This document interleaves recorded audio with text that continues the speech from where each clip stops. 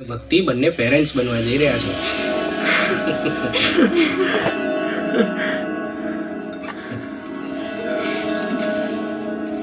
ભાભી congratulation. Four vote? ભાઈ અને તમે પેરેન્ટ્સ બનવાના છો અને હું પિયા. સિરિયસલી? યસ ભક્તિ, અને આજે હું બહુ જ ખુશ છું. Thank you. આજનો દિવસ મારા માટે પણ સ્પેશિયલ છે, એટલે thank you so much.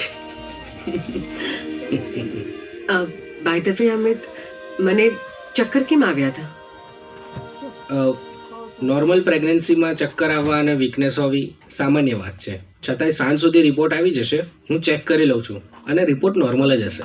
And listen, મારે થોડું કામ છે તો મારે જવું પડશે. અને તમે લોકો બી આરામથી ઘરે જઈ શકો છો. કોઈ ચિંતા કરવાની વાત નથી. Good bye. Thank you.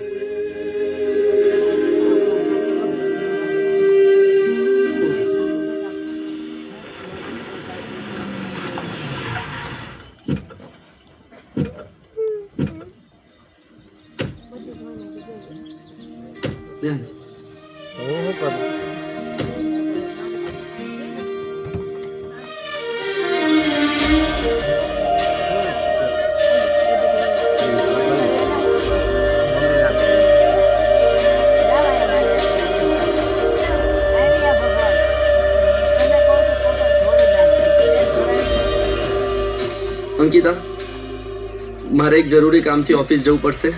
તું તારી ભાભીનું ધ્યાન રાખજે અને હું બહુ જ જલ્દી પાછો આવી જઈશ. Are you happy? Of course I am happy. Bye bye. ચલો ભાભી, સોફા પર બેસો.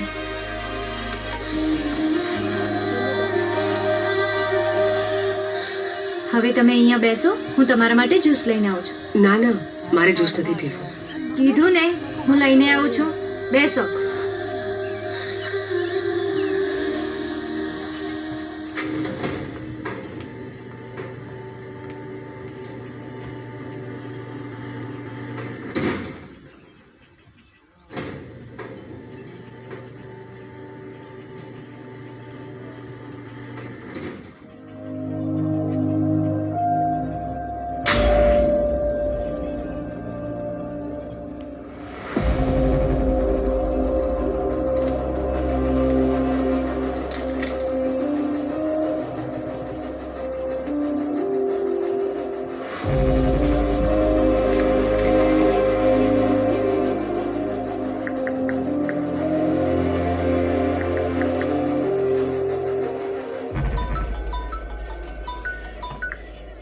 હા અમિત, બોલ. હલો યશ, ક્યાં છે તું? બસ ઓફિસ શું કામ કરું છું, બોલ ને. તું એક કામ કર, ફટાફટ હોસ્પિટલ આવી જા. આવું છું. શું થયું અમિત? તે કેમ મને એકદમ ઇમરજન્સીમાં બોલાવ્યો? વાત જ કંઈક એવી હતી કે મારે તને ઇમરજન્સીમાં બોલાવવો પડ્યો. ભક્તિના રિપોર્ટ્સ આવી ગયા છે. રિપોર્ટ્સ તો નોર્મલ છે ને? ના, નોર્મલ નથી. શું થયું છે ભક્તિને? જો યશ, હું તને જે વાત કહેવા જઈ રહ્યો છું ને, એ મન મક્કમ કરીને મારી વાત સાંભળજે. ભક્તિને ગ્લાયોબ્લાસ્ટોમા નામનું બ્રેઇન કેન્સર છે, એ પણ 4th સ્ટેજમાં. એટલે કે ડૉક્ટરની ભાષામાં કહું તો ભક્તિ પાસે વધારે સમય નથી. હું ઓફિસ જાઉં છું. આ તારા ફાલતુ જોક સાંભળવાનો ટાઈમ નથી મારી પાસે. ઉભો રહે. યશ, હું કોઈ ફાલતુ વાત નથી કરતો, ના હું કોઈ મજાક કરું છું. હું સિરિયસલી કહું છું, ભક્તિ પાસે બહુ ટાઈમ નથી.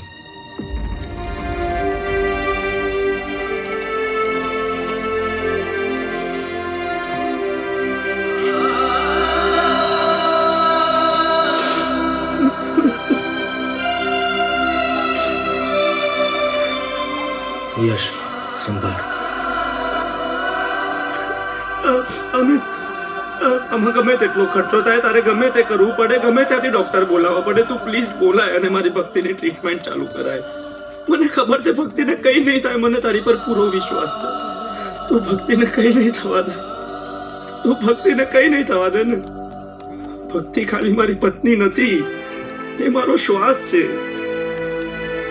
મને ખબર છે યશ, પણ હું એક ડૉક્ટર છું કોઈ ભગવાન તો નથી અને ડૉક્ટરની પણ એક મર્યાદા હોય. જ્યારે પરિસ્થિતિ કાબૂની બહાર હોય ને ત્યારે ડૉક્ટરની કોઈ ડૉક્ટરી કામ નથી આપતી. જો યશ, ભક્તિને જે પ્રકારનું કેન્સર છે ને એ લાખો કરોડો લોકોમાંથી એકને જ હોય છે. અત્યાર સુધીની હિસ્ટ્રીમાં 3 કેસ એવા બન્યા છે, જેમાં એક ઓસ્ટ્રેલિયા, એક યુકે અને એક અમેરિકા.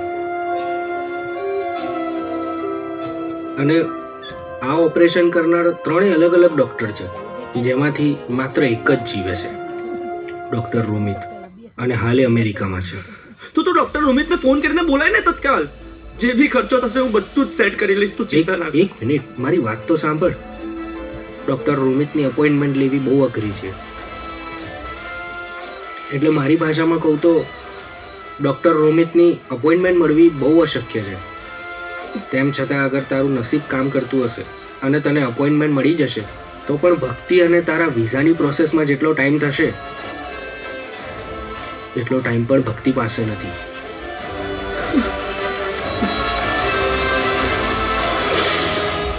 ભક્તિ પાસે કેટલો સમય છે?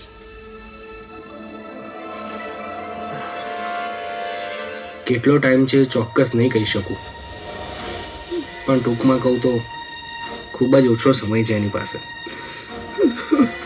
ભક્તિ પ્રેગ્નન્ટ બી છે. મારા બાળકને જન્મ આપતા પહેલા એને કઈ થઈ ગયું તો. મને ખબર છે યશ, પણ તારે હવે મક્કમ રહેવું પડશે અને તારે ભક્તિને સંભાળવી પડશે. અને હા, એક વાત, આ વાતની જાણ ભક્તિને ના પડે. જો આ વાતની જાણ ભક્તિને થઈ ને તો ભક્તિ વધારે મહિના નહીં, વધારે દિવસો પણ નહીં જીવી શકે. તું ભક્તિને ખુશ રાખ, એને હસતી રાખ, હા, અને મન મક્કમ કરીને આ રાજ તું તારા દિલમાં દબાવી દે. અને તેમ છતાં હું મારા બધા જ પ્રયત્નો કરું છું ને. હું ડૉક્ટર રોમિત જોડે બી સંપર્ક કરવાનો પ્રયાસ કરું છું. તું ચિંતા ના કર.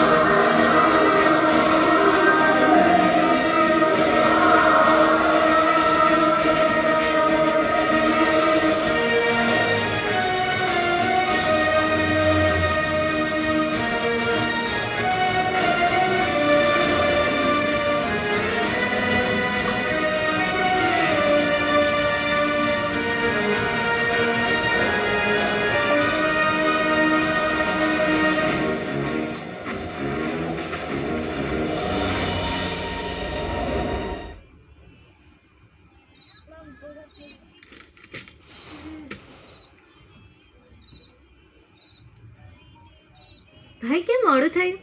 ઓફિસમાં ગુડ ન્યૂઝની ખુશીની પાર્ટી આપવામાં મોડું થઈ ગયું કે શું? ભાઈ, શું થયું? શું વાત છે? મને કઈ નથી થયું. ભક્તિ ક્યાં છે? ભાભી ઉપર રૂમમાં આરામ કરે છે.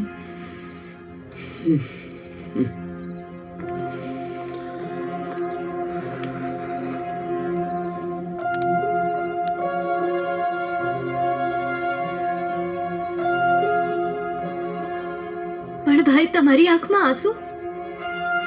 ભાઈ, શું થયું છે? મેં કોઈ દિવસ તમને આવી હાલતમાં નથી જોયા. ભાઈ, પ્લીઝ કહો ને, શું વાત છે? કઈ નથી થયું બેન. ભાઈ, તમને મારી કસમ છે, કહો શું વાત છે?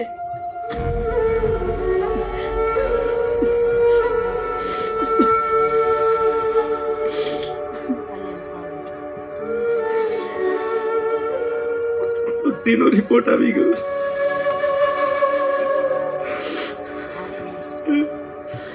એને ગ્લાયોબ્લાસ્ટોમા નામનું બ્રેન કેન્સર છે.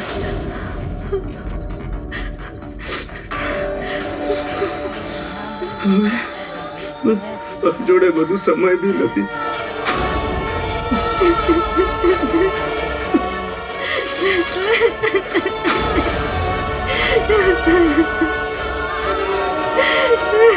અમિતે મને કહ્યું છે કે હવે એનો ઈલાજ શક્ય જ નથી, કારણ કે જે ડોક્ટર ગ્લાયોબ્લાસ્ટોમાનો ઈલાજ કરી શકે છે એ ડોક્ટરની અપોઇન્ટમેન્ટ લઈએ એટલો ટાઈમ પણ ભક્તિ જોડે નથી. ના ભાઈ,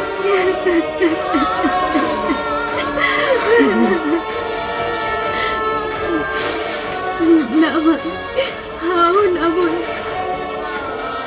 ભાભીને કઈ નહીં થાય. તમે કઈ પણ કરીને ભાભીનો ઈલાજ કરાવો અને ભાભીને સાચી કરી દો ભાઈ. પ્લીઝ ભાઈ, પ્લીઝ. અંકિતા, હું ને અમિત મારા બધા જ પ્રયત્ન કરી રહ્યા છે ને આ વાતની જાણ ભક્તિને ના થવી જોઈએ. અમિત એને જણાવવાની ના પાડી છે. અંકિતા, આપણે ભક્તિને ખુશ રાખવાની છે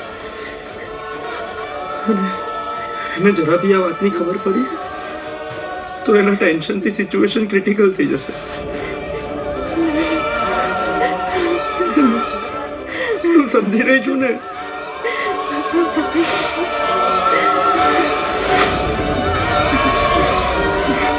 ભાભી, અરે ભાભી, સારું થયું તમે આવી ગયા. જુઓ, ભાઈ ફરીવાર મોડા આવે છે અને મેં પૂછ્યું તો કહે છે કે ઓફિસમાં ખુશખબરીની પાર્ટી આપવામાં મોડું થઈ ગયું. હવે તમે જ ખખડાવો ભાઈને. અંકિતા,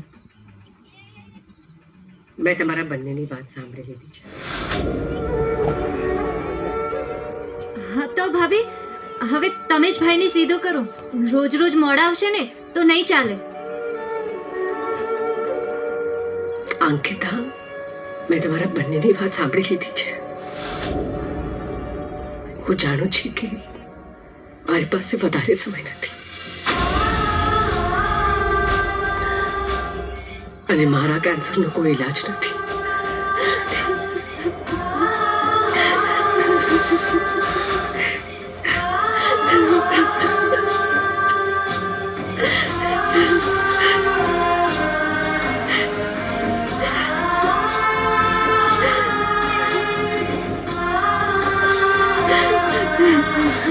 તું ટેન્શન ના લઈશ. મારી અમિત જોડે વાત થઈ ગઈ છે અને કીધું કે તારો ઈલાજ શક્ય છે અને અમે એની તમામ તૈયારીઓ પણ કરવા લાગ્યા છે.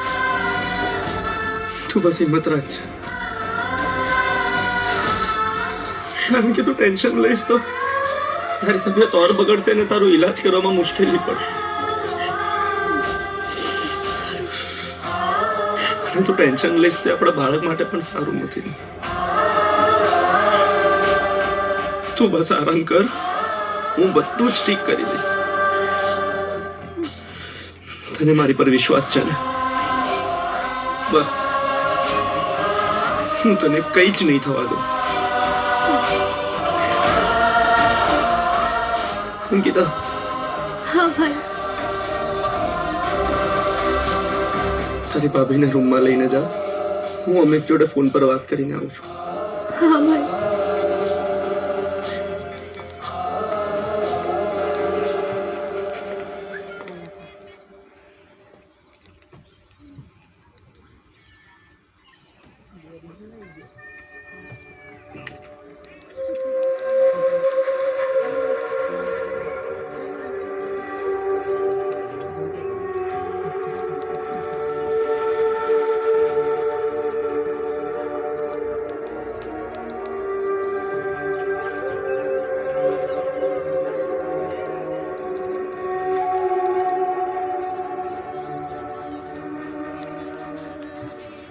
મારા શરીરમાં જે પીડા છે, યશ, એના કરતાં તમારી આંખમાં આંસુ જોઈને મને વધારે તકલીફ થાય છે.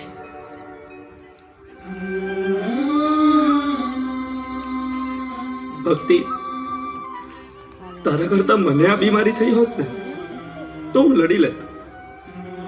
હું તને આમ નથી જોઈ શકતો. મને મારા મૃત્યુનો કોઈ ડર નથી. બસ ડર એ વાતનો છે કે મારા વગર તમારું શું થશે. ભક્તિ, તારા વગર આ ઘર નહીં રહે. આ ઘર ખાલી થઈ જશે, મારું મન ખાલી થઈ જશે.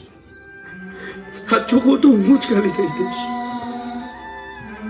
હે રામાપીર, હવે તમારો જ આધાર છે. મને આ મુશ્કેલી સામે લડવાની તાકાત આપજો. આજે મને પાક્કો વિશ્વાસ થઈ ગયો કે આ દુનિયામાં ભગવાન જેવું કંઈ જ નથી.